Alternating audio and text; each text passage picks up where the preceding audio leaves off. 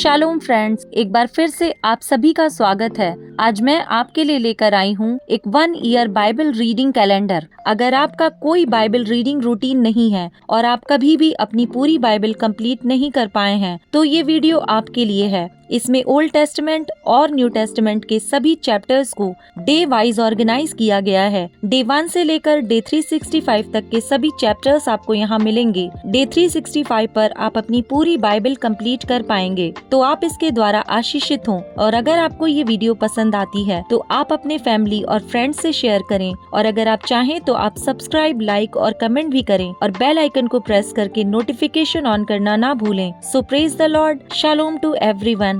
Let's get started. Day 133, chapter number 6, कुल्हाड़ी का पानी पर तैरना।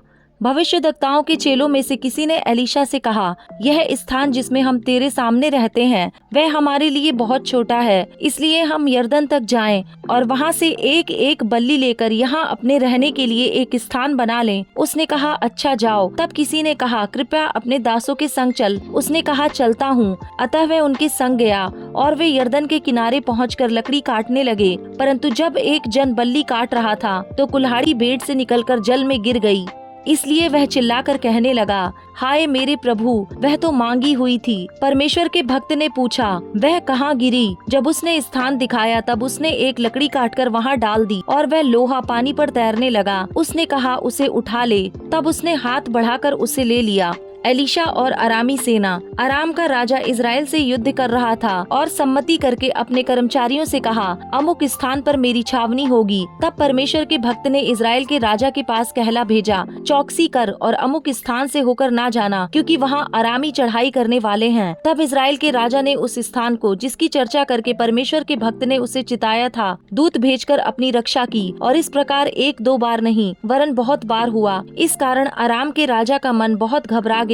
अतः उसने अपने कर्मचारियों को बुलाकर उनसे पूछा, क्या तुम मुझे ना बताओगे कि हम लोगों में से कौन इजराइल के राजा की ओर का है? उसके एक कर्मचारी ने कहा, हे मेरे प्रभु, हे राजा, ऐसा नहीं। एलीशा जो इजराइल में भविष्यद्वक्ता है, वह इजराइल के राजा को वे बातें भी बताया करता है जो तू शयन की कोठरी में बोलता है। राजा ने कहा, जाकर देखो कि वह कहाँ है, तब मैं भेजकर उसे पकड़वा मंगाऊंगा। उसको यह समाचार मिला, वह दोतान में है। तब उसने वहाँ घोड़ों और रथों समेत एक भारी दल भेजा और उन्होंने रात को आकर नगर को घेर लिया। भोर को परमेश्वर के भक्त का टहलुआ उठा और निकलकर क्या देखता है कि घोड़ों और रथों समेत एक दल नगर को घेरे हुए पड़ा है। तब उसके सेवक ने उससे कहा, हाय मेरे स्वामी, हम क्या करें? उसने कहा, मत डर, क्योंकि जो हमारी ओर है वह उनसे अधिक है जो उनकी ओर है। तब एलीशा ने यह प्रार्थना की, हे यहोवा, इसकी आंखें खोल दे। तब यहोवा ने सेवक की आंखें खोल दी और जब वह देख सका तब क्या देखा कि एलीशा के चारों ओर का पहाड़ अग्नि में घोड़ों और रथों से भरा हुआ है। जब अरामी उसके पास आए तब एलीशा ने यहोवा से प्रार्थना की कि इस दल को अंधा कर डाल। एलीशा के इस वचन के अनुसार उसने उन्हें अंधा कर दिया।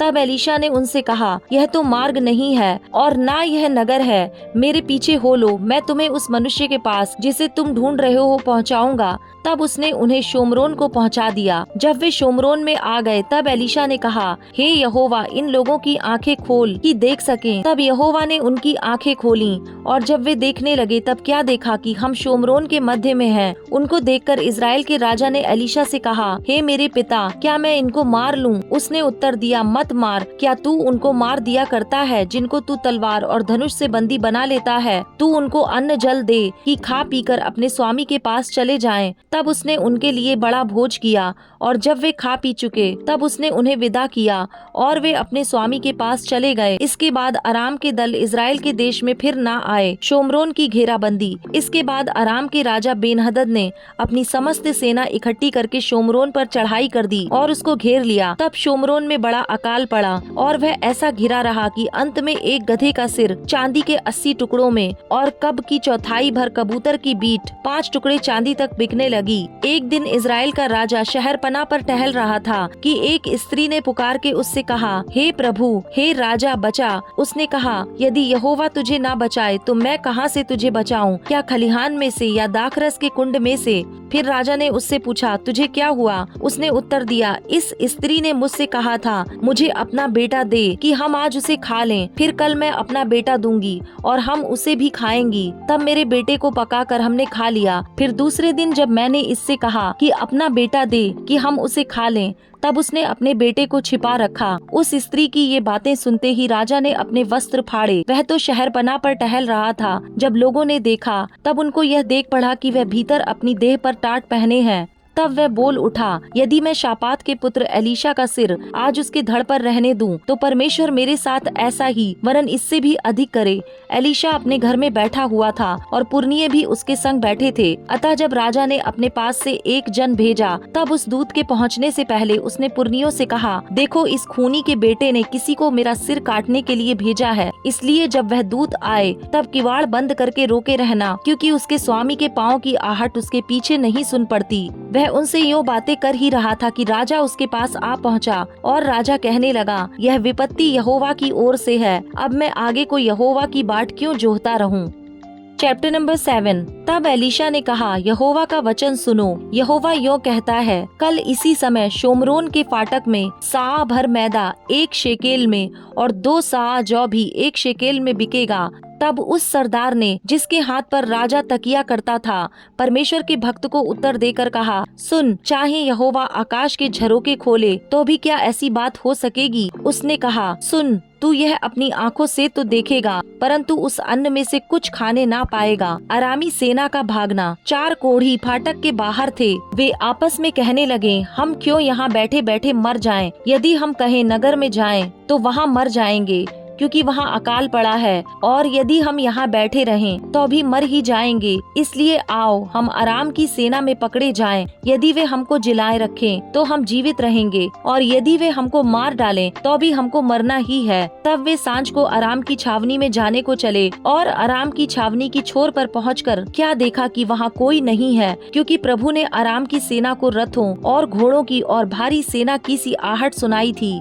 और वे आपस में कहने लगे थे, सुनो, इजराइल के राजा ने हित्ती और मिस्री राजाओं को वेतन पर बुलवाया है कि हम पर चढ़ाई करें। इसलिए वे सांझ को उठकर ऐसे भाग गए कि अपने डेरे, घोड़े, गधे और छावनी जैसी की तैसी छोड़ छाड़ कर अपना अपना प्राण लेकर भाग गए। जब वे कोढ़ी छावनी की छोर के डेरों के पास पहुँचे, तब एक डेरे में घुसकर खाया पिया और उसमें से चांदी, सोना और वस्त्र ले जाकर छिपा रखा। फिर लौटकर दूसरे डेरे में घुस गए और उसमें से भी ले जाकर छिपा रखा। तब वे आपस में कहने लगे, जो हम कर रहे हैं वह अच्छा काम नहीं है। यह आनंद के समाचार का दिन है, परंतु हम किसी को नहीं बताते। जो हम पौ फटने तक ठहरे रहें तो हमको दंड मिलेगा। इसलिए अब आओ, हम राजा के घराने के पास जाकर यह बात बतला दें। तब वे चले और नगर के चौकीदारों को बुलाकर बताया, हम जो अराम की छावनी में गए तो क्या देखा कि वहाँ कोई नहीं है और मनुष्य की कुछ आहट नहीं है, केवल बंधे हुए घोड़े और गधे हैं और डेरे जैसे के तैसे हैं। तब चौकीदारों ने पुकार के राजभवन के भीतर समाचार दिया।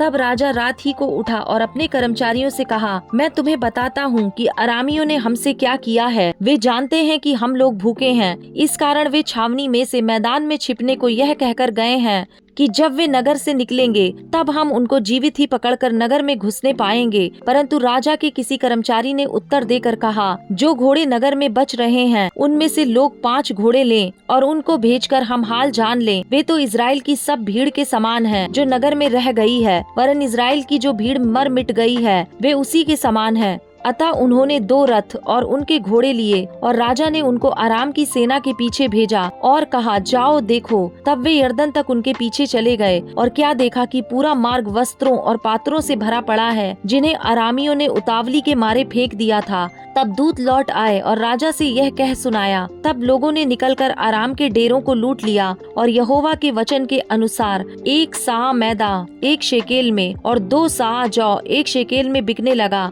अब राजा ने ने उस सरदार को जिसके हाथ पर वह तकिया करता था फाटक का अधिकारी ठहराया। तब वह फाटक में लोगों के पाँवों के नीचे दबकर मर गया। यह परमेश्वर के भक्त के उस वचन के अनुसार हुआ जो उसने राजा से उसके यहाँ आने के समय कहा था। परमेश्वर के भक्त ने जैसा राजा से यह कहा था, कल इसी समय शोमरोन के फाटक में 2 साह जौ 1 शेकेल में और 1 साह मैदा 1 शेकेल में बिकेगा, वैसा ही हुआ। और उस सरदार ने परमेश्वर के भक्त को उत्तर देकर कहा था, सुन, चाहे यहोवा आकाश के झरोखे खोले तो भी क्या ऐसी बात हो सकेगी? और उसने कहा था, सुन, तू यह अपनी आंखों से तो देखेगा परंतु उस अन्न में से खाने ना पाएगा। अतः उसके साथ ठीक वैसा ही हुआ। अतः वह फाटक में लोगों के पाँवों के नीचे दबकर मर गया। चैप्टर नंबर 8, शूनेम वासी स्त्री की भूमि की वापसी।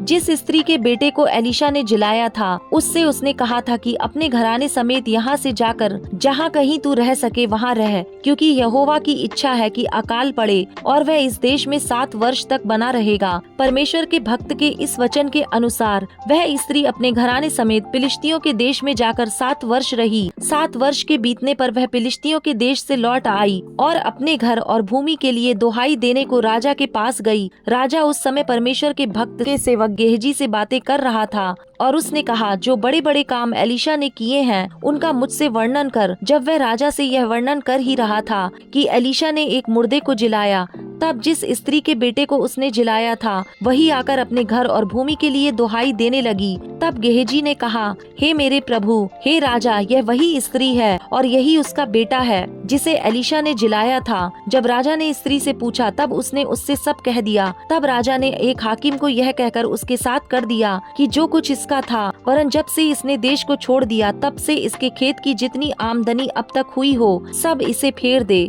एलीशा और अराम का राजा। एलीशा दमिश्क को गया और जब अराम के राजा बेनहदद को जो रोगी था यह समाचार मिला, परमेश्वर का भक्त यहाँ भी आया है, तब उसने हजाएल से कहा, भेंट लेकर परमेश्वर के भक्त से मिलने को जा और उसके द्वारा यहोवा से यह पूछ, क्या बेनहदद जो रोगी है वह बचेगा कि नहीं? तब हजाएल भेंट के लिए दमिश्क की सब उत्तम उत्तम वस्तुओं से 40 ऊंट लदवा कर उससे मिलने को चला और उसके सम्मुख खड़ा होकर कहने लगा, तेरे पुत्र अराम के राजा बेनहदद ने मुझे तुझसे यह पूछने को भेजा है, क्या मैं जो रोगी हूँ तो बचूंगा कि नहीं? एलीशा ने उससे कहा, जाकर कह, तू निश्चय बच सकता। तो भी यहोवा ने मुझ पर प्रकट किया है कि वह निसंदेह मर जाएगा। और वह उसकी ओर टकटकी बांध कर देखता रहा, यहाँ तक कि वह लज्जित हुआ और परमेश्वर का भक्त रोने लगा। तब हजाएल ने पूछा, मेरा प्रभु क्यों रोता है? उसने उत्तर दिया, इसलिए कि मुझे मालूम है कि तू इजराइलियों पर क्या क्या उपद्रव करेगा। उनके गढ़ वाले नगरों को तू फूंक देगा, उनके जवानों को तू तलवार से घात करेगा, उनके बाल बच्चों को तू पटक देगा और उनकी गर्भवती स्त्रियों को तू चीर डालेगा। हजाएल ने कहा, तेरा दास जो कुत्ते सरीखा है वह क्या है कि ऐसा बड़ा काम करे? यहोवा ने मुझ पर यह प्रकट किया है कि तू अराम का राजा हो जाएगा। तब वह एलीशा से विदा होकर अपने स्वामी के पास गया और उसने उससे पूछा, एलीशा ने तुझसे क्या कहा? उसने उत्तर दिया, उसने मुझसे कहा कि बेनहदद निसंदेह बचेगा। दूसरे दिन उसने रजाई को लेकर जल से भिगो दिया और उसको उसके मुंह पर ऐसा उड़ा दिया कि वह मर गया। तब हजाएल उसके स्थान पर राज्य करने लगा। यहूदा का राजा यहोराम। इज़राइल के राजा अहाब के पुत्र योराम के 5वें वर्ष में, जब यहूदा का राजा यहोशापात जीवित था, तब यहोशापात का पुत्र यहोराम यहूदा पर राज्य करने लगा। जब वह राजा हुआ तब 32 वर्ष का था और 8 वर्ष तक यरूशलेम में राज्य करता रहा। वह इज़राइल के राजाओं की सी चाल चला जैसे अहाब का घराना चलता था, क्योंकि उसकी स्त्री अहाब की बेटी थी और वह उस काम को करता था जो यहोवा की दृष्टि में बुरा है। तो भी यहोवा ने यहूदा को नष्ट करना ना चाहा। यह उसके दास दाऊद के कारण हुआ, क्योंकि उसने उसको वचन दिया था कि तेरे वंश के निमित्त मैं सदा तेरे लिए एक दीपक जलता हुआ रखूंगा। उसके दिनों में एदोम ने यहूदा की अधीनता छोड़कर अपना एक राजा बना लिया। तब योराम अपने सब रथ साथ लिए हुए साइर को गया और रात को उठकर उन एदोमियों को जो उसे घेरे हुए थे और रथों के प्रधानों को भी मारा और लोग अपने अपने डेरे को भाग गए। यूं एदोम यहूदा के वश से छूट गया और आज तक वैसा ही है। उस समय लिब्ना ने भी यहूदा की अधीनता छोड़ दी। योराम के और सब काम और जो कुछ उसने किया वह क्या यहूदा के राजाओं के इतिहास की पुस्तक में नहीं लिखा है? अंत में योराम अपने पुरखाओं के संग सो गया और उनके बीच दाऊदपुर में उसे मिट्टी दी गई और उसका पुत्र अहज्याह उसके स्थान पर राज्य करने लगा। यहूदा का राजा अहज्याह, आहाब के पुत्र इज़राइल के राजा योराम के 12वें वर्ष में यहूदा के राजा यहोराम का पुत्र अहज्याह राज्य करने लगा। जब अहज्याह राजा बना तब 22 वर्ष का था और यरूशलेम में 1 ही वर्ष राज्य किया। उसकी माता का नाम अतल्याह था, जो इज़राइल के राजा ओमरी की पोती थी। वह आहाब के घराने की सी चाल चला और आहाब के घराने के समान वह काम करता था जो यहोवा की दृष्टि में बुरा है, क्योंकि वह आहाब के घराने का दामाद था। वह आहाब के पुत्र योराम के संग गिलाद के रामोत में अराम के राजा हजाएल से लड़ने को गया और अरामियों ने योराम को घायल किया। राजा योराम इसलिए लौट गया कि यिज्रेल में उन घावों का इलाज कराए जो उसको अरामियों के हाथ से उस समय लगे जब वह हजाएल के साथ लड़ रहा था। आहाब का पुत्र योराम तो यिज्रेल में रोगी था, इस कारण यहूदा के राजा यहोराम का पुत्र अहज्याह उसको देखने गया। John chapter number 4 verse number 31 to 54। इस बीच उसके चेलों ने यीशु से यह विनती की, हे रब्बी कुछ खा ले। परंतु उसने उनसे कहा, मेरे पास खाने के लिए ऐसा भोजन है जिसे तुम नहीं जानते। तब चेलों ने आपस में कहा, क्या कोई उसके लिए कुछ खाने को लाया है? यीशु ने उनसे कहा, मेरा भोजन यह है कि अपने भेजने वाले की इच्छा के अनुसार चलूं और उसका काम पूरा करूं। क्या तुम नहीं कहते, कटनी होने में अब भी 4 महीने पड़े हैं? देखो मैं तुमसे कहता हूँ, अपनी आंखें उठाकर खेतों पर दृष्टि डालो कि वे कटनी के लिए पक चुके हैं। काटने वाला मजदूरी पाता और अनंत जीवन के लिए फल बटोरता है, ताकि बोने वाला और काटने वाला दोनों मिलकर आनंद करें। क्योंकि यहाँ पर यह कहावत ठीक बैठती है, बोने वाला और है और काटने वाला और। मैंने तुम्हें वह खेत काटने के लिए भेजा जिसमें तुमने परिश्रम नहीं किया, दूसरों ने परिश्रम किया और तुम उनके परिश्रम के फल में भागी हुए। सामरियों का विश्वास करना। उस नगर के बहुत से सामरियों ने उस स्त्री के कहने से यीशु पर विश्वास किया, क्योंकि उसने यह गवाही दी थी, उसने सब कुछ जो मैंने किया है मुझे बता दिया। इसलिए जब ये सामरी उसके पास आए तो उससे विनती करने लगे कि हमारे यहाँ रह। अतः वह वहाँ 2 दिन तक रहा। उसके वचन के कारण और भी बहुत लोगों ने विश्वास किया और उस स्त्री से कहा, अब हम तेरे कहने ही से विश्वास नहीं करते, क्योंकि हमने आप ही सुन लिया और जानते हैं कि यही सचमुच में जगत का उद्धार करता है। फिर उन 2 दिनों के बाद वह वहाँ से निकलकर गलील को गया, क्योंकि यीशु ने आप ही साक्षी दी कि भविष्यद्वक्ता अपने देश में आदर नहीं पाता। जब वह गलील में आया तो गलीली आनंद के साथ उससे मिले, क्योंकि जितने काम उसने यरूशलेम में पर्व के समय किए थे उन्होंने उन सब को देखा था, क्योंकि वे भी पर्व में गए थे। राज कर्मचारी के पुत्र को चंगा करना। तब वह फिर गलील के काना में आया, जहाँ उसने पानी को दाखरस बनाया था। वहाँ राजा का एक कर्मचारी था जिसका पुत्र कफरनहूम में बीमार था। वह यह सुनकर कि यीशु यहूदिया से गलील में आ गया है, उसके पास गया और उससे विनती करने लगा कि चलकर मेरे पुत्र को चंगा कर दे, क्योंकि वह मरने पर था। यीशु ने उससे कहा, जब तक तुम चिन्ह और अद्भुत काम ना देखोगे तब तक कदापि विश्वास ना करोगे। राजा के कर्मचारी ने उससे कहा, हे प्रभु, मेरे बालक की मृत्यु होने से पहले चल। यीशु ने उससे कहा, जा, तेरा पुत्र जीवित है। उस मनुष्य ने यीशु की कही हुई बात की प्रतीति की और चला गया। वह मार्ग में ही था कि उसके दास उससे आ मिले और कहने लगे, तेरा लड़का जीवित है। उसने उनसे पूछा, किस घड़ी वह अच्छा होने लगा? उन्होंने उससे कहा, कल 7वें घंटे में उसका ज्वर उतर गया। तब पिता जान गया कि यह उसी घड़ी हुआ जिस घड़ी यीशु ने उससे कहा, तेरा पुत्र जीवित है। और उसने और उसके सारे घराने ने विश्वास किया। यह दूसरा आश्चर्य कर्म था जो यीशु ने यहूदिया से गलील में आकर दिखाया।